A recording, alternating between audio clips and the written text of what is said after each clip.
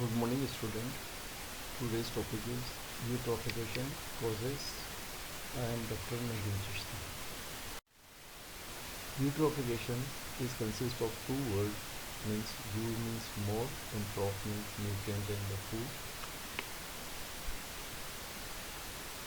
When more and the more food or the nutrient in the form of nitrogen, phosphorus, potassium and the various other nutrients aid to the oligotrophic. Oligo means few and trophic means status or the food. In the oligotrophic lake, ultimately it slowly changes into the nutrient-rich lake. Means nutrient less nutrient lake to the more nutrient lake is known as the eutrophication. Trophication is the process, and this is the nutrient adding into the any part of the body or a lake. Eutrophication is a process of the lake succession. ये उसी तरह है जो जब कभी कोई organism birth लेता है तो उसकी लाइफ स्पान कुछ मिनटों से लेकर कुछ हज़ार साल तक हो सकती है. इसी तरह से जो लेक एग्जिस्टेंस में आई है, जो लेक बनी है, वो कुछ सालों से लेकर कई हज़ार सालों में ख़त्म होगी, पर अल्टीमेटली वो पूरी तरह ख़त्म होगी. इसका अंत डिपेंड करता है कि उसमें किस गति से न्यूट्रेंट अंदर आ रहे हैं और कैसे न्यूट्रेंट यूटिलाइज किए जा रहे हैं. उससे उस लेक की एज डिसाइड होती है. The maturing process of the lake increase in the productivity during the course of time, and the surplus of the organic matters get accumulated in the lake changes its eutrophic. Depending upon the rate of the organic enrichment, maturation time may vary 100 to the 1000 year. अभी जो मैंने बोला, ये जो organic enrichment है या nutrient की जो सप्लाई है, इससे डिपेंड करता है कि उसकी लाइफ 100 से 1000 साल्स होगी. Smaller the lake, more rapid of the process of the eutrophication.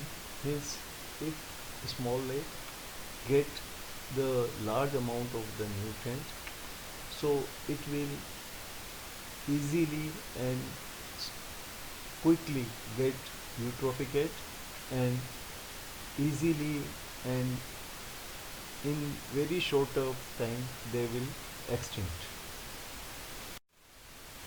Here you can see the speeding age of the lake.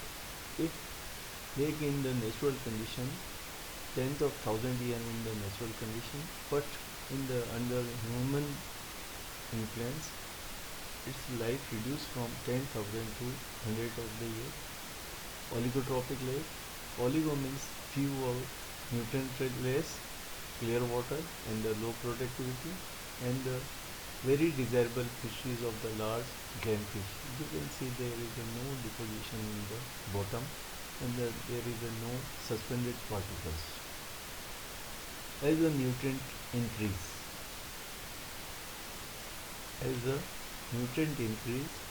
so amount of the nutrient from the various sources, if it is not fully consumed by organism living here, so excess of the amount of the nutrient in various form will slowly deposit in the bottom. So in mesotrophic lake, less nutrient, oligo means less, meso insufficient, increase the production, accumulated organic matter at the bottom, and due to the amount of the organic matter deposited, there will be the growth of the plant and suspended particle and the algae also. And although it is the good for the fishery, because there are nutrient rich, there is a algal bloom, there is a supply of the food. Here the amount of the fishery, various form of the fishes will increase. So although it is good for the fishes, there is a less amount of the nutrient and there will be the less fish.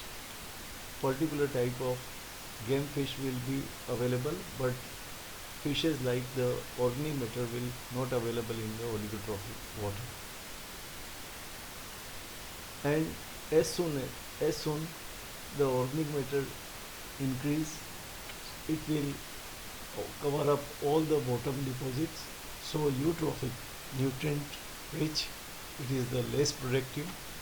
There will be the plant, algae, organic matter will consume the oxygen and the other nutrient of the lakes, and high amount of organic silt and the bottom deposited rooted and the non-rooted plant, and the algae will be there. So oxygen level will diminish and other gases will increase, and chances of survival of the fishes and other organisms will be the less, and it is the there will be the detritus animal, there will be the bacteria, microflora, and the other organism will increase, but fish will reduce, and for the survival of the various organisms will be the impossible. Here you can see the lake succession in the eutrophication. When any lake originates, it is found into the ultra oligotrophic, means very few nutrients are available. If it is continuous removal, incoming supply and the outgoing is removal of the nutrient in the bottom deposited, it will remain in the ultra oligotrophic form. If incoming and the outgoing is equal, so there will be the no addition of the nutrients, and for very long time lake will remain into the ultra oligotrophic form. When slow addition of the nutrient, so ultra oligotrophic lake changes into the oligotrophic. Here the no nutrient or very less nutrient, either here the less nutrient are the supplied. Now if degrading depending upon the basin, oligotrophic lake, and it every form of the lakes are the reversible. Oligotrophic can change into the ultra oligotrophic lake if incoming and outgoing is equal. Oligotrophic lake, if nutrient is not removed, it will change into the mesotrophic lake. Oligotrophic lake, rapid organic enrichment. Due to the rapid organic enrichment, oligotrophic lake changes into the mesotrophic and then eutrophic, and after the eutrophic it is the nutrient rich, it is the very nutrient rich, and that will change into the form of the extinct, and you cannot determine and you cannot say that there was lake at this place. It will be the plain and the full of the nutrient.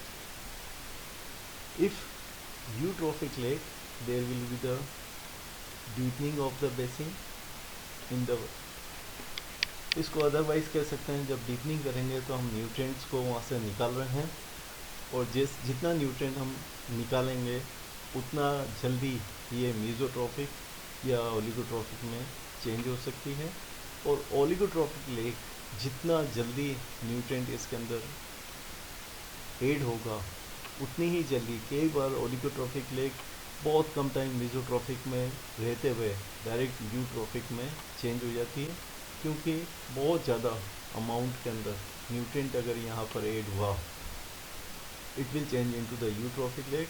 If nutrient is removed continuously, so it will again change into the oligotrophic lake. So it is the cyclic process. An oligotrophic lake can change into the dystrophic lake. Dystrophic is a highly nutrient lake, and the bog, that is the marshy कीचड़ जैसा place, जहाँ पर दूसरी fish और दूसरी supply या दूसरा organism नहीं देता है, केवल CO2, nitrogen and other harmful gases are there. So very strong and very hardy animal which can resist into the various gases will found there, otherwise all the organism will eliminate here. So here you can see the cycle which is the reversible. Causes of the eutrophication: first is the nutrient enrichment resulting in the silting of the lake. Second is the waste disposable. It is the municipal sewage, it is the industrial waste, it is the agriculture waste. Bathing and the washing of the clothes by the detergent rich phosphates. Animal waste entering into the lake in the form of the cow dung. Agriculture waste entering into the lake. Deforestation in the catchment area and the religious offering in the disposal. यहाँ आप देख सकते हैं कि सारे खेतों में, खेत के अंदर डिफरेंट एन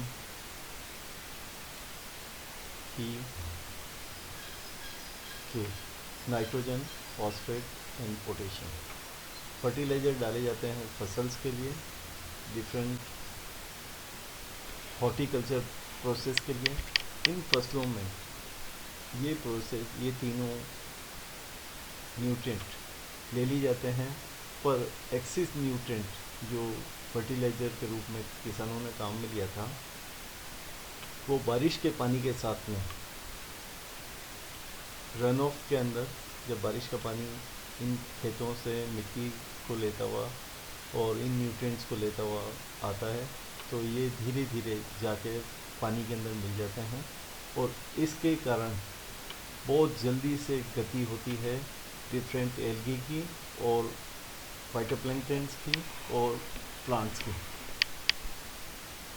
फिर लीचिंग, जो भी सॉल्ट्स हमने यहाँ डाले थे, जो भी फर्टिलाइज़र हमने डाले थे, वो ज़मीन में चले जाते हैं और ज़मीन के अंदर जो पानी थे वो पानी लीच करके बह के धीरे धीरे वाटर सोर्सेस के अंदर आ जाता है।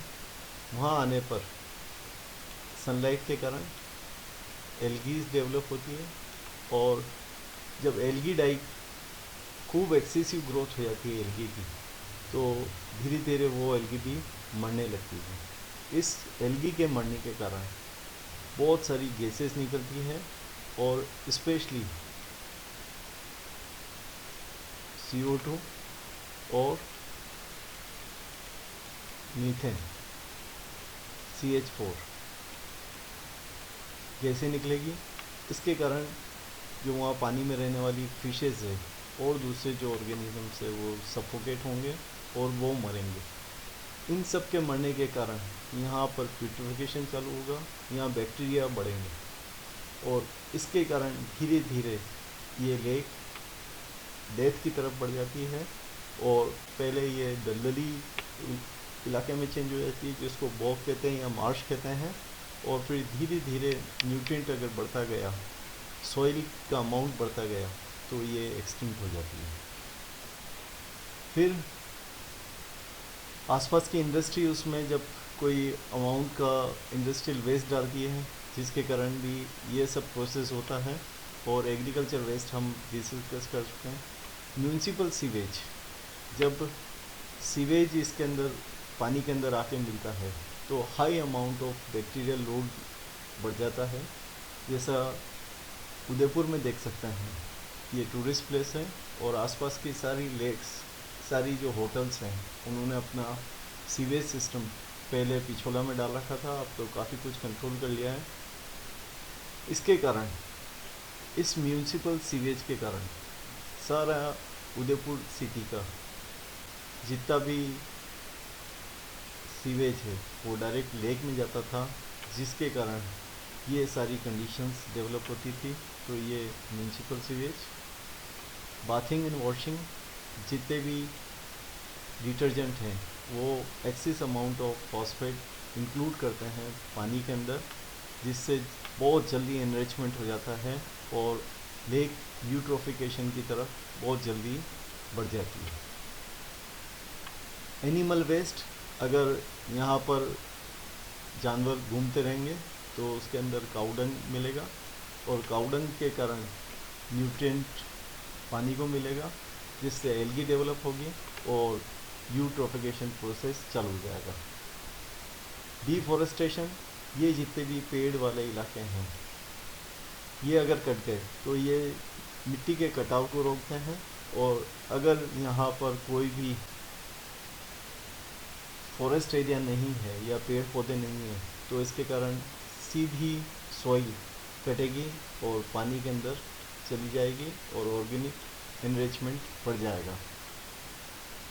Religious offering and disposable, Hindu और मुस्लिम्स सारे त्योहारों में, अलग अलग त्यौहार में, मुहर्रम के अंदर मुहर्रम और जितनी भी प्रतिमाएं हैं इन सब का विसर्जन पानी के अंदर करते हैं, जिससे सीधी मिट्टी इसके अंदर जाती है और साथ साथ आदमी भी इसी में जाते हैं, जिसके कारण ऑर्गेनिक इनरिचमेंट बन जाता है और धीरे धीरे यूट्रोफिकेशन का प्रोसेस बढ़ता जाता है। और इन सब कारण जितना जल्दी ये सब रीज़न ऐड होंगे उतना ही जल्दी यूट्रोफिकेशन प्रोसेस बढ़ेगा। ओवर ग्रोथ ऑफ मैक्रोफाइट्स, पानी के अंदर बड़े मैक्रोफाइट्स की ग्रोथ होना, non removal of the nutrients, उसमें अगर इनकमिंग और आउटगोइंग नहीं है बराबर तो न्यूट्रिशन एड्स होते रहेंगे। Excessive habitat around the lake, अगर आबादी पास में होगी तो उसके कारण सभी एक्टिविटी वो पानी से करेंगे और उसके कारण ऑर्गेनिक एनरिचमेंट बढ़ता रहेगा, यूट्रोफिकेशन प्रोसेस बढ़ता रहेगा। एक्सेसिव टूरिज्म, बहुत अच्छा एग्जांपल है उदयपुर, जिसके अंदर होटल्स और कॉम्प्लेक्सेस और बोटिंग सभी लेक्स के अंदर होगी और कमाने के लिए ये प्रोसेस को छोड़ देंगे, नॉर्मल प्रोसेस को, और इससे यूट्रोफिकेशन बढ़ेगा। Lack of awareness, education, coordinated activity in human pattern, there is the 3P programme, pollution, population and the poverty. ये भी तीनों कॉजेस बहुत इम्पोर्टेंट कॉजेस हैं जिसके कारण यूट्रोफिकेशन बढ़ जाता है। No stocking of the fish seed, fish अगर नहीं है तो वो उसमें न्यूट्रिएंट्स को और ग्रोथ होने वाले फाइटो और जूप्लैंक्टन को नहीं खाएगी, जिससे यूट्रोफिकेशन जल्दी जल्दी होता रहेगा। High loss of the water due to the anthropogenic human activity के कारण, लेस रेनफॉल, पानी की कमी उसमें है और बारिश का प्रॉपर आना नहीं होता है, तो ऐसे भी यूट्रोफिकेशन प्रोसेस बढ़ता रहेगा, क्योंकि पानी का अमाउंट उसमें लेक में कम होता जाएगा और पानी का अमाउंट कम होगा तो न्यूट्रिएंट बढ़ते जाएंगे, जिसके कारण यूट्रोफिकेशन बहुत जल्दी इंक्रीज़ हो जाएगा। And floods and the landslide, बहुत सारी मिट्टी और दूसरे ऑर्गेनिक एंड डेब्रिज मटेरियल आती है, जिसके कारण यूट्रोफिकेशन प्रोसेस बढ़ता है। Thank you.